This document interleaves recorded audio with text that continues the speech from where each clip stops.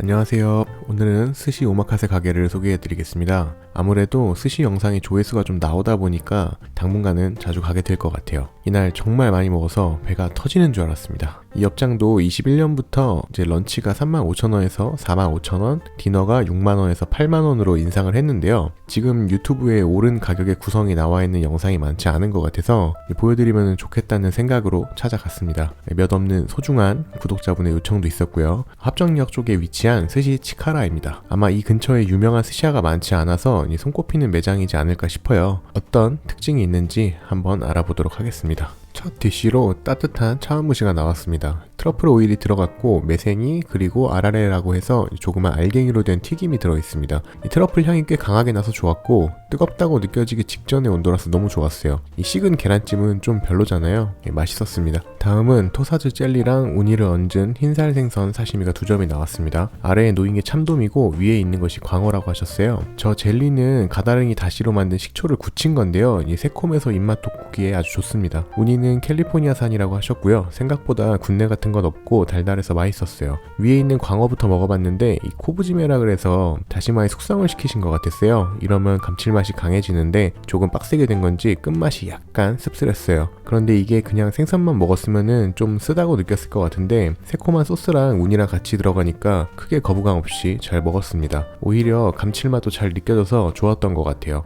그리고 1번 다시라고 해서 일본말로는 이치반 다시로 낸 국물 요리가 나왔습니다. 표고랑 특이하게 손으로 빚은 만두가 들어있어요. 만두 엄청 좋아하는데 이거는 국물이 진짜 맛있었습니다. 제가 어떤 메뉴가 나오는지 잘 모르고 갔는데 이거는 보고 진짜 깜짝 놀랐어요. 무슨 가이세키 요리집에 온 것 같더라고요. 스시야에서 이런 스타일을 보게 되네요. 듣기로는 두 분이서 음식을 준비하신다고 한 것 같은데 이렇게 다양한 요리를 하신다는 게 정말 대단하다고 생각을 했습니다. 가운데 흰색의 붉은 그물 무늬로 된 용기를 열면 안에 청매실이 있어요. 청매실까지 포함해서 9가지의 음식이 놓여져 있고요. 먹는 순서는 이제 자유롭게 먹되 마지막에 청매실을 먹으라고 하셨습니다. 이거는 모즈쿠라고 하는 해조류를 새콤하게 해서 금귤이랑 같이 내주셨는데 새콤하니 이것도 입맛 돋구기 좋았습니다. 이거는 코모찌 아리까라고 해서 작은 오징어에 열빙어나 날치알이 들어간 건데 술안주로 아주 괜찮은 것 같습니다. 달달한 문어 조림이고요. 부드럽게 졸여져서 맛있게 잘 먹었습니다. 안키모입니다. 아기 간이죠. 얼마 전에 제가 시판되는 거를 사서 리뷰하는 영상을 올렸었는데 이걸 먹어보니까 퀄리티 차이가 많이 나서 그 영상 내려야 하나 고민되네요. 달달하게 조미가 되어 있는데 진한 맛도 좋고 맛있었어요. 이거는 제가 설명을 듣기는 했는데 뭔지 기억이 잘 약간 찹쌀죽 같은 질감이었는데 특이했어요. 근데 제가 이제 끈적거리는 걸 별로 안 좋아해서 우니만 홀랑 건져 먹었습니다. 요거는 전갱이 나메로예요. 얇게 썬 전갱이에 된장 소스를 묻혀서 나오는 요리인데 전갱이 자체는 그냥 평범했는데 소스가 맛있어서 좋았습니다. 이거는 생선을 튀긴 거에 위에는 캐비어, 아래에는 이제 감자 퓨레 그리고 달달한 소스랑 곁들여서 나왔는데요. 생선이 되게 두툼하게 되어 있었어요.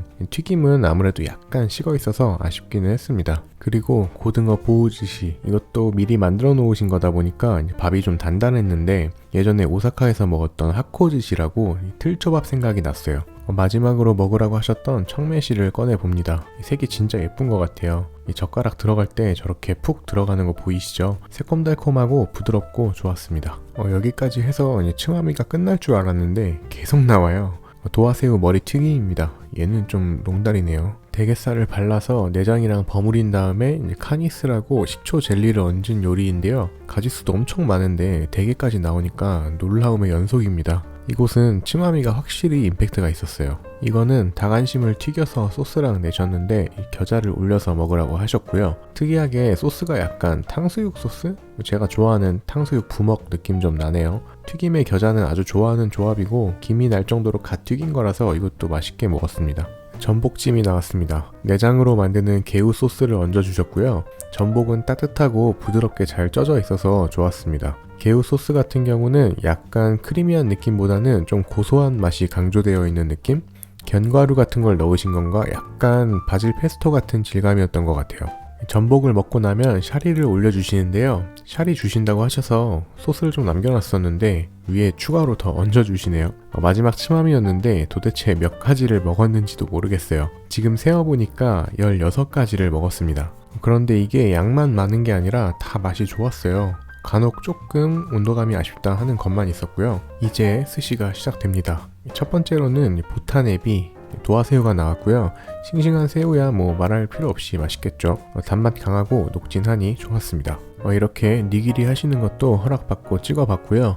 이곳 샤리 같은 경우에는 식초가 강하지는 않고 상대적으로 염도가 좀 있는 편이에요. 식초보다는 소금이 도드라지는 맛이었고요. 질감은 앞서 소개해드렸던 두 업장보다는 약간 더 드라이한 느낌이었습니다. 안쪽에 파를 곁들인 참돔이고요. 영상으로 볼 때는 잘 모르겠는데 초밥이 약간 큰 편이라고 느꼈었어요. 그런데 네타랑 샤리 밸런스는 딱 적당했어서 일단 양을 줄여달라고 말씀드리지는 않았습니다. 이것은 국민 생선 광어입니다. 아까 츠마메에서 나왔던 광어는 코부지메가 빡세게 되어 있다고 생각을 했는데 얘는 그렇진 않았고 적당히 푹신하게 숙성되어 있었습니다. 그런데 확실히 초밥도 양이 조금 많아요. 이 네타를 좀 두껍게 썰어서 내주십니다. 앞에서도 엄청 먹었는데 스시는 조금 작아셔도 될 것 같아요. 지금 준비해 주시는 건 줄무늬 전갱이 시마아지입니다. 요즘 국내에서도 되게 흔하게 볼 수 있는 생선이죠. 이게 방어가 끝나고 이 시마아지가 시작이 되네요. 특이하게 여름이 제철인 생선이에요. 그러다 보니 아직은 기름이 많이 오르지는 않았더라고요.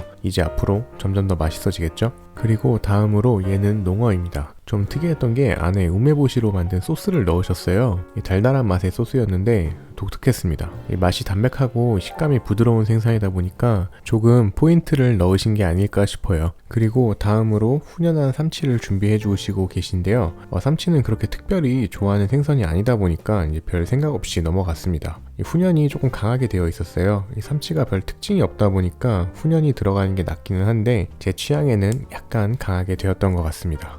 그리고 여담이긴 한데 제가 이 스시 치카라를 그 유튜브 썸네일만 봤었어요. 근데 이제 셰프님 표정이 되게 다이나믹한 썸네일이 많아서 되게 좀 발랄한 뭐 그런 성격이실 줄 알았는데 엄청 뭐랄까 젠틀하시고 목소리나 말투도 차분하시고 되게 멋있으셨는데 사진은 약간 재밌게 찍는 걸 좋아하시나 봅니다. 고등어가 나왔습니다. 저렇게 백다시마를 위에 얹어서 주셨어요. 어렸을 때 고등어 구이를 진짜 안 좋아했었는데 다 커서 고등어를 엄청 좋아하게 될 줄은 몰랐네요. 지금은 구이도 술안주로 엄청 좋아해요. 그리고 제가 너무 열심히 찍으니까 셰프님이 아무래도 제가 유튜브 하나보다 생각을 하셨나봐요. 그래서 이제 채널명을 물어보셨었는데 이 학고방 같은 채널을 어떻게 알려주냐고. 그래서 나중에 이제 잘 되면은 말씀드리겠다고 했어요. 그냥 안 한다고 잡아뗐어야 됐는데 좀 잘 되면 찾아 배워야 되겠습니다. 다른 얘기하다가 다 지나가 버렸네. 이 참치 아까미입니다. 집게한 건 아니고 그냥 쥐어주셨어요. 무난했습니다.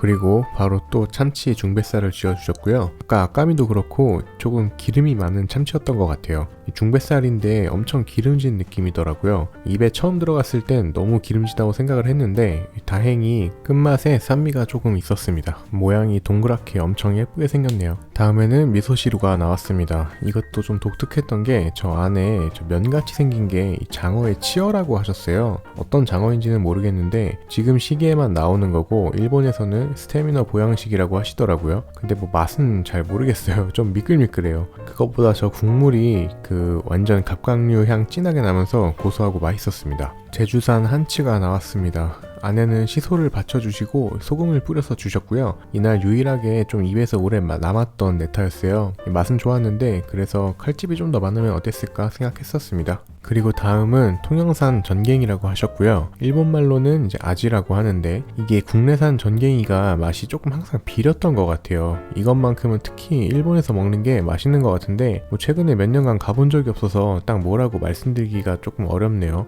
얘도 약간 끝맛이 비렸는데 그래서 그런 건지 위에 올린 야쿠미를 되게 맵게 만드셨더라고요. 그리고 이거는 샤리에 우니를 넣어서 섞으시길래 덮밥 같은 형식으로 주실 줄 알았는데 이걸로 니기리를 하시더라고요.